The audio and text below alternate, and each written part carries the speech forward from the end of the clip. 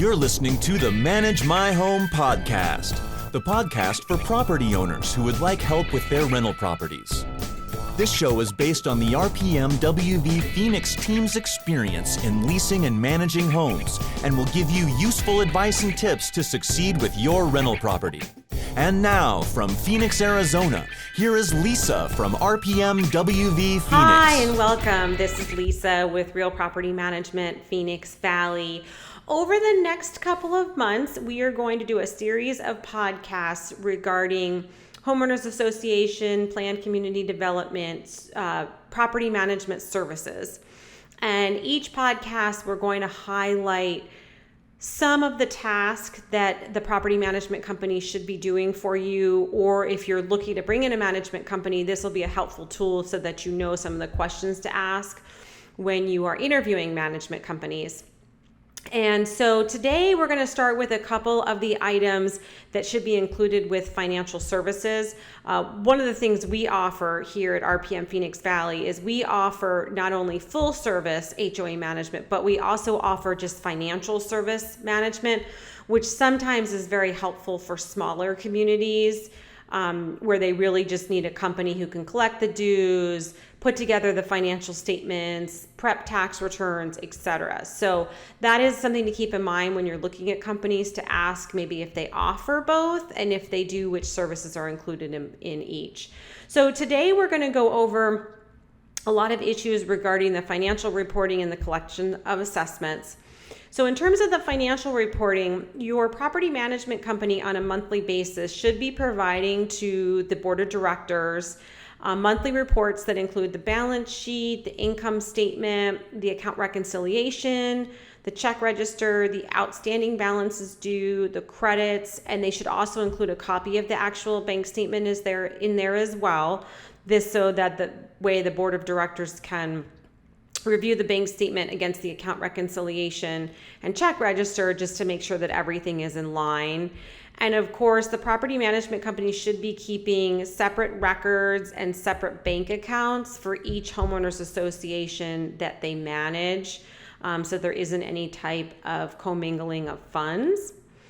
Additionally, the property management agreement between the homeowners association and the management company should specify a certain amount of time in which the property manager will deposit any checks for assessments into the bank account, so that this way there is a specific guideline, whether it be 3 days, 5 days. It just means that when that property management company receives a payment from a homeowner, the board knows what time frame it will take to get that deposited into the bank.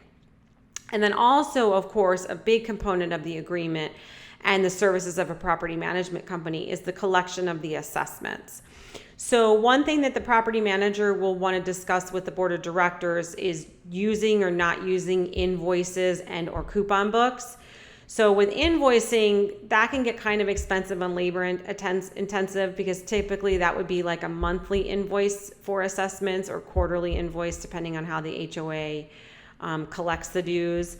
You can also look at doing coupon books. Coupon books can get expensive though, and you have to remember that anytime a home or a unit gets sold in the HOA, you have to buy another coupon book to send to the new owner. One of the nice things with our services is we use an online system for all of our property management. So that kind of eliminates the need for invoices and coupon books, because the homeowners can log into the online system, can see their balance, and can make a payment right there. So that is something that's important to ask when you're looking at property management companies. You know, if they have an online system, if they do, how do they utilize it? Because not all management companies use the system to its complete and full abilities. And then the other thing, one of the things that we do that separates us from a lot of the other management companies with HOA services is we actually will call homeowners to find out where their due is for the month, or if they pay short, why is it short, just to kind of keep that communication going with the homeowner, so that hopefully it can alleviate the need to have to bring in a collections company, an attorney, to ultimately end up putting a lien on the property, depending on how far behind the homeowner is. And that, of course, would be part of the management services as well, that if it's needed, you would bring an attorney on to help with the collections. And then if it's unsuccessful in collecting from the homeowner, then unfortunately you do have to look into doing a lien.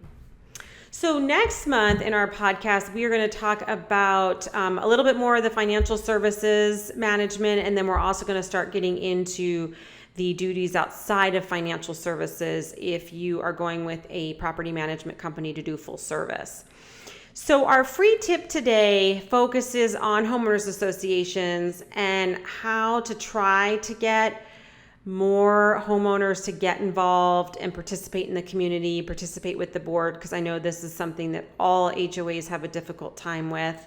I mean, everybody has no problem complaining, but hardly anybody ever wants to step in to help. So one of the things we recommend is that with your annual meeting that you definitely try to have food, and or if your homeowners association can afford it, to have the meeting out at a restaurant so that there's food and it kind of gives the people more incentive to attend.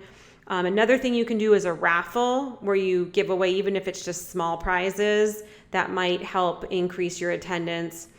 Definitely recommend, if possible, trying to have the meeting on like a Wednesday or a Thursday after work hours.